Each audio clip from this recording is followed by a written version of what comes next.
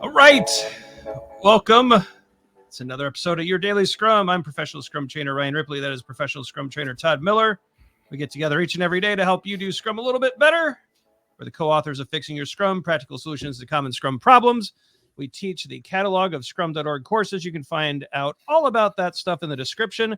Like and subscribe so you never miss a video. Leave us a comment below so that we know what your questions are and what you're thinking. Your questions turn into future videos. All right, Todd, today we get a lot of questions about story points. We're lumping all of those story point questions into one video. So if you've had a story point question in the backlog, today is your day. Scrum teams should stop using story points. I feel like if you haven't watched our video on velocity, you should watch that right after this because I feel like they're kind of coupled together a little bit. Wouldn't you say, Ryan? Absolutely. I mean, velocity is kind of like this averaging of story points over sprints, and this trying to use relative estimation as a crystal ball, which we kind of debunked in the other video. The idea of story points, though, Todd, I want to caveat this. I feel like we have to caveat this. I am a big fan of planning poker. Yeah. I think it's an awesome analytical tool. And it tells us where we haven't thought about the work enough. I think it's a great product refinement tool or product backlog refinement tool, right? I think it helps us understand our work a little better. It increases transparency and understanding. The story points are worthless. Yeah. What's interesting, let me caveat with it too, Ryan, to say that I have advocated for story points in the past. Yep, I have too. And I've used them a lot. And to be honest, I've been successful with them.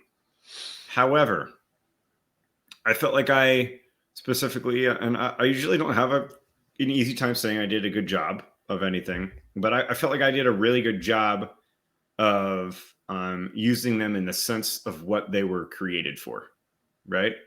As a quick flash in the pan relative way of estimating effort, right? That's what I had used them for in the past, and I protected that you couldn't compare teams, that like there wasn't certainty around them. But I think the stances that I've taken with story points are the exception.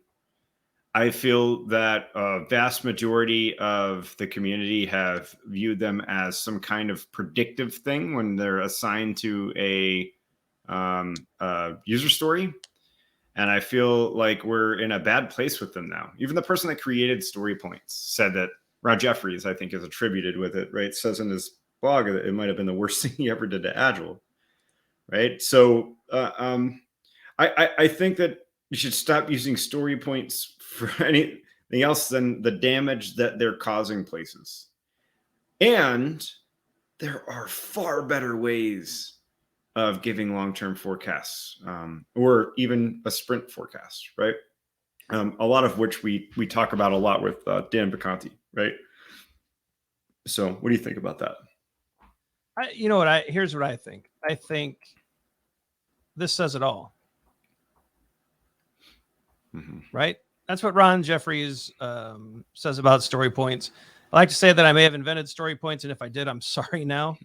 I think that says it all for me. It's like, look, we should stop using them, especially when you have such better tools. It's like, why are you using a lead pipe as a hammer when you have a hammer?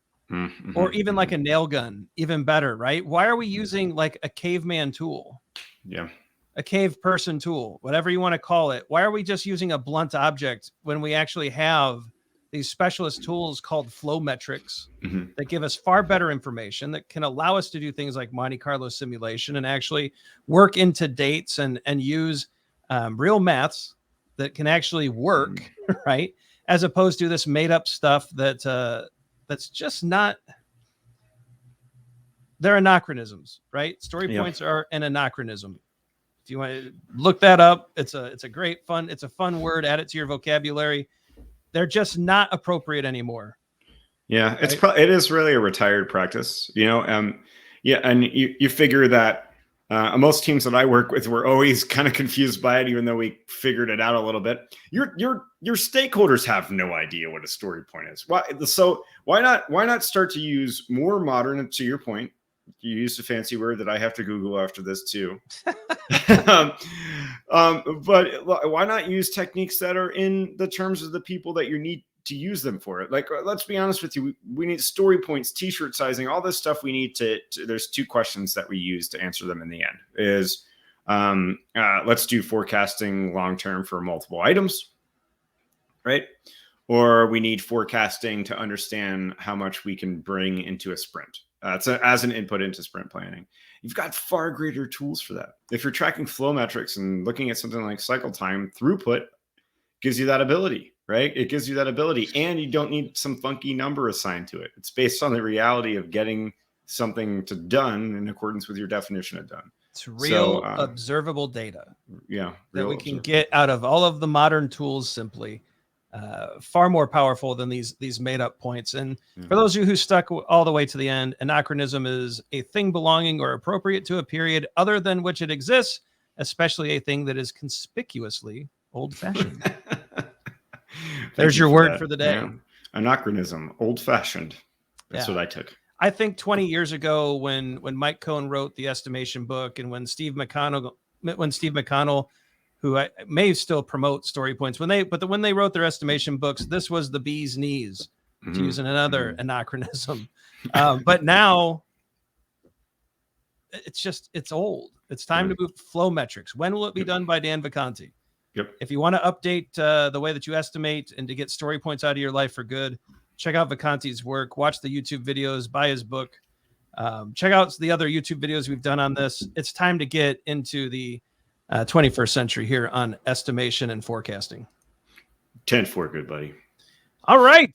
Do you like that? I think that's good. Over and out. Be sure to like and subscribe. Check out the videos below. Look out.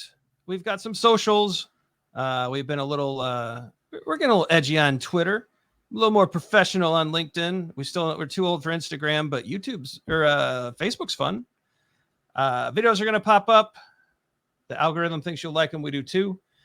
We hope that you're taking that. We're trying to have fun with this topic. Please don't be offended. Please look into the things we've suggested. Try a new idea. See how it works. The flow metrics are excellent. Vacanti's work will help you. Let us know in the comments what you think. And if you tried a new experiment, we'd love to hear about it. For Todd Miller, I'm Ryan Ripley. Go forward, do some good things. Scrum on. We'll see you tomorrow. See you.